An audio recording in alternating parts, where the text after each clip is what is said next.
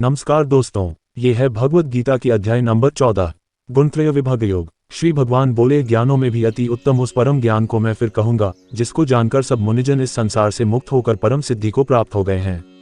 इस ज्ञान को आश्रय करके अर्थात धारण करके मेरे स्वरूप को प्राप्त हुए पुरुष सृष्टि के आदि में पुनः उत्पन्न नहीं होते और प्रलय काल में भी व्याकुल नहीं होते। हे अर्जुन, मेरी महत ब्रह्मरूप मूल प्रकृति संपूर्ण भूतों की योनि है, अर्थात गर्भाधान का स्थान है, और मैं उस योनि में चेतन समुदाय रूप को स्थापन करता हूँ। उस जड़ चेतन के संयोग से सब भूतों की उत्पत्ति होती है। हे अर्जुन, नाना प्रकार की सब योनियों में जितनी मूर्तियां अर्थात शरीरधारी प्राणी उत्पन्न होते हैं, प्रकृति तो उन सब की गर्भ धारण करने वाली माता है और मैं बीज का स्थापन करने वाला पिता हूँ।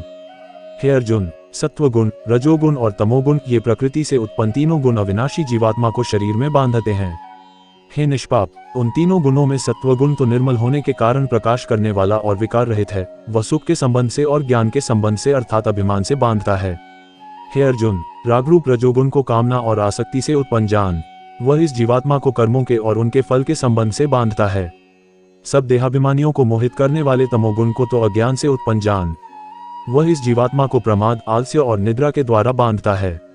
हे अर्जुन, सत्व गुण सुख में लगाता है और रजोगुण कर्म में तथा तमोगुण तो ज्ञान को ढककर प्रमाद में लगाता है। हे अर्जुन, रजोगुण और तमोगुण को दबाकर सत्वगुण, सत्वगुण और तमोगुण को दबाकर रजोगुण, वैसे ही सत्वगुण और रजोगुण को दबाकर तमोगुण होता है अर्थात बढ़ता है। जिस समय इस देह में तथा अंतःकरण और इंद्रियों में चेतनता और विवेक शक्ति उत्पन्न होती है, उस समय ऐसा जानना चाहिए सत्वगुण बढ़ा है। हे अर्जुन, रजोगुण के बढ़ने पर लोभ, प्रवृत्ति, स्वार्थ बुद्धि से कर्मों का सकाम भाव से आरंभ, अशांति और विषय भोगों की लालसा ये सब उत्पन्न होते हैं। हे अर्जुन, तमोगुण के बढ़ने पर अंतःकरण व इंद्रियों में अप्रकाश, कर्तव्य कर्मों में अप्रवृत्ति और प्रमाद अर्थात व्यर्थ चेष्टा और निद्रादि अंतःकरण की मोहिनी वृत्तियां ये सभी उत्पन्न होते हैं। जब यह मनुष्य सत्वगुण की वृद्धि में मृत्यु को प्राप्त होता है, तब तो उत्तम कर्म करने वालों के निर्मल दिव्य स्वर्गादि लोकों को प्राप्त होता है। रजोगुण के बढ़ने पर मृत्यु को प्राप्त होकर कर्मों की आसक्ति वाले मनुष्यों में उत्पन्न होता है तथा तमोगुण के बढ़ने पर मरा हुआ मनुष्य कीट, पशु आदि मूढ़ योनियों में उत्पन्न होता है। श्रेष्ठ कर्म का तो सात्विक अर्थात सुख, ज्ञान और वैराग्यादि निर्मल फल कहा है। राजस कर्म का फल दैक तथा तामस कर्म का फल अज्ञान कहा है। सत्वगुण से ज्ञान उत्पन्न होता है और रजोगुण से निःसंदेह लोभ तथा तमोगुण से प्रमाद और मोह उत्पन्न होते हैं और अज्ञान भी होता है। सत्वगुण में स्थित पुरुष स्वर्गादि उच्च लोकों को जाते हैं, रजोगुण में स्थित राजस पुरुष मध्य में अर्थात मनुष्य लोक में ही रहते हैं और तमोगुण के कार्यरूप निद्रा, प्रमाद और आलस्यादि में स्थित तामस पुरुष अधोगति को अर्थात कीट, पशु आदि नीच योनियों को तथा नरकों को प्राप्त होते हैं। जिस समय दृष्टा तीनों गुणों के अतिरिक्त अन्य किसी को करता नहीं देखता और तीनों गुणों से अत्यंत परे सच्चिदानंद घन स्वरूप मुझ परमात्मा को तत्व से जानता है, उस समय वह मेरे स्वरूप को प्राप्त होता है। ये शरीर की उत्पत्ति के कारण रूप इन तीनों गुणों को उल्लंघन करके जन्म, मृत्यु, वृद्धावस्था और सब प्रकार के दुखों से मुक्त हुआ परमानंद को प्राप्त होता है।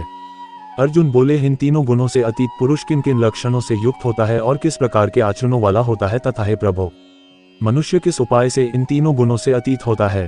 श्री भगवान बोले, हे अर्जुन, जो पुरुष सत्वगुण के कार्य रूप प्रकाश को और रजोगुण के कार्य रूप प्रवृत्ति को तथा तमोगुण के कार्य रूप मोह को भी न तो प्रवृत्त होने पर उनसे द्वेष करता है और न निवृत्त होने पर उनकी आकांक्षा करता है, जो साक्षी के सदृश स्थित हुआ गुणों के द्वारा विचलित नहीं किया जा सकता और गुण ही गुणों में बरतते हैं, ऐसा समझता हुआ जो सच्चिदानंद घन परमात्मा में एक ही भाव से स्थित रहता है और उस स्थिति से कभी विचलित नहीं होता, जो निरंतर आत्मभाव में स्थित, दैक सुख को समान समझने वाला, मिट्टी, पत्थर और स्वर्ण में समान भाव वाला, ज्ञानी, प्रिय तथा अप्रिय को एक सा मानने वाला और अपनी निंदा स्तुति में भी समान भाव वाला है, जो मान और अपमान में सम है, मित्र और वैरी के पक्ष में भी सम है तथा संपूर्ण आरंभों में कर्तापन के अभिमान से रहित है, वह पुरुष गुणातीत कहा जाता है।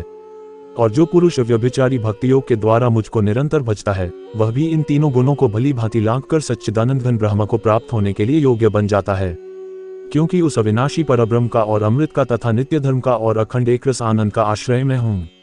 इस प्रकार उपनिषद, ब्रह्मविद्या तथा योग शास्त्र रूप श्रीमद् भगवद गीता के श्री कृष्ण अर्जुन संवाद में गुणत्रय विभाग योग नामक 14वां अध्याय संपूर्ण हुआ। भारतीय पौराणिक इतिहास के कुछ अनसुने तथ्य एवं रोचक जानकारी जानने के लिए अंत तक बने रहें और सब्सक्राइब करें हमारे चैनल को। धन्यवाद।